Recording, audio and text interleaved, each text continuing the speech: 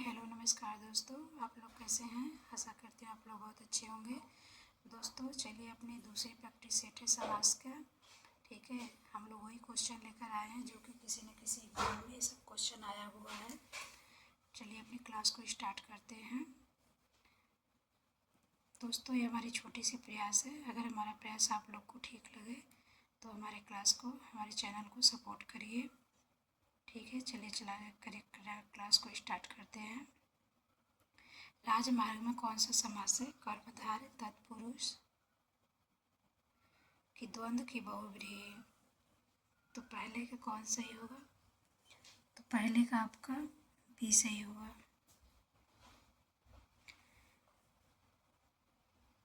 महात्मा किस समास का उदाहरण है। कर्मधारय अव्ययी भाव द्वंद्व की द्विगु।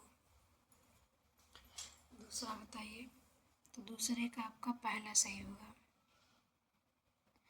दूध भात में कौन सा समास है। तत्पुरुष द्वंद्व कर्मधारय बहुव्रीहि। तो इसमें बी सही होगा। प्रति क्षण का समास है। अव्ययी भाव द्वंद्व तत्पुरुष कर्मधारय। चौथा, तो चौथा का पहला सही होगा। त्रिलोकी किस समास का उदाहरण है। बहुव्रीहि द्विगु तत्पुरुष कर्मधारय। पांचवा, तो पांचवा का बी सही होगा। चंद्रमुख में कौन सा समास है। बहुव्रीहि द्वंद्व तत्पुरुष अव्ययी भाव। कौन सा होगा। छठवां, छठवां का पहला सही होगा। विद्यालय का समास, विद्यालय में कौन सा समास है। कर्मधारय तत्पुरुष द्विगु द्वंद्व। इसमें से कौन सा होगा। तो इसमें से बी होगा, तत्पुरुष समास होगा इसका। काल सर्प में किस समास का उदाहरण है। कर्मधारय द्वंद्व बहुव्रीहि तत्पुरुष। कौन सा होगा। आठवें का। तो आठवें में पहला सही होगा। सत्य असत्य में कौन सा समास है। अव्ययी भाव द्वंद्व तत्पुरुष बहुव्रीहि। तो इसमें इसका सही होगा बी, द्वंद्व होगा। अनजाना में कौन सा समास है। तत्पुरुष अव्ययी भाव कर्मधारय द्वंद्व। तो इसका पहला सही होगा, तत्पुरुष होगा इसका। द्विचक्र का समास। द्विगु बहुव्रीहि तत्पुरुष कर्मधारय। तो पहला सही होगा द्विगु। महादेव किस समास का उदाहरण है। कर्मधारय द्वंद्व तत्पुरुष बहुव्रीहि। तो पहला है कर्मधारय होगा। यथा विधि में कौन सा समास है। द्वंद्व अव्ययी कर्मधारय तत्पुरुष। 13 का। तो 13 का आपका बी सही होगा।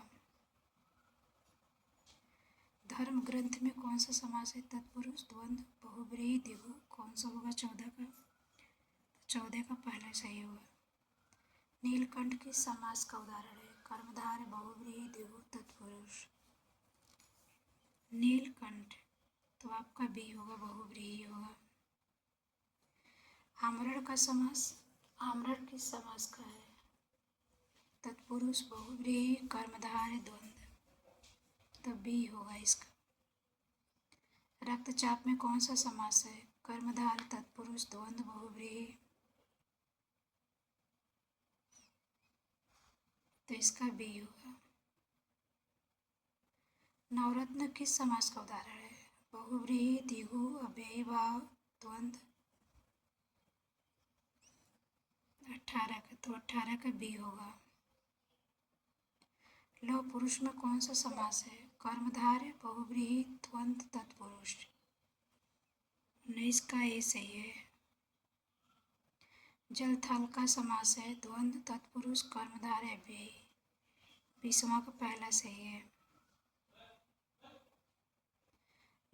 घर बार किस समास का उदाहरण है। बहुव्रीहि तत्पुरुष द्वंद्व कर्मधारय। 21 का। तो 21 का कौन सा होगा। सी होगा। पंचवटी में कौन सा समास है। द्विगु तत्पुरुष बहुव्रीहि कर्मधारय। 22 का देखिए, बताइए। 22 का पहला सही होगा। देवालय का समास। कर्मधारय तत्पुरुष द्वंद्व बहुव्रीहि। 23 का। तो 23 में बी होगा, तत्पुरुष का होगा। कुटिल बुद्धि किस समास का उदाहरण है? कर्मधारय, बहुव्रीहि, द्वंद्व, व्ययी भाव। 24 का देखिए, आंसर देने की कोशिश भी करिए। कर्मधारय इसका होगा, पहला सही होगा 24 का। मनमौजी में कौन सा समास है? तो तत्पुरुष समास होगा कि बहुव्रीहि होगा कि द्वंद्व होगा कि कर्मधारय होगा। 25 का बताइए, तो 25 का आपका बी होगा। 26 देखते हैं, मूल चक्र, भूल चूक का समास होगा, कर्मधारय, द्वंद्व होगा कि तत्पुरुष के व्ययी भाव। तो इसमें इसका द्वंद्व होगा, बी सही होगा 26 का। जन्मभूमि में कौन सा समास है? तत्पुरुष होगा कि बहुव्रीहि कि दिगु के कर्मधार। 27 का देखिए और आंसर देने की आप लोग कोशिश किया कीजिए। तो इसका पहला सही होगा तत्पुरुष। चतुरानन में किस समास का उदाहरण है? बहुव्रीहि का कि द्वंद्व का कि तत्पुरुष के व्ययी भाव। दोस्तों हम आप लोग को थोड़ा सा समय देते हैं, उस समय में आप लोग आंसर देने की कोशिश किया कीजिए, इससे पता चलेगा कितना क्वेश्चन आप लोग ठीक कर पा रहे हैं। तो इसका आपका पहला सही होगा 28 का। प्रत्येक का समास क्या होगा? प्रत्येक किस समास का है? तत्पुरुष, अव्ययी भाव, कर्मधारय कि द्वंद्व का है? तो इसका आपका 29 का बी होगा।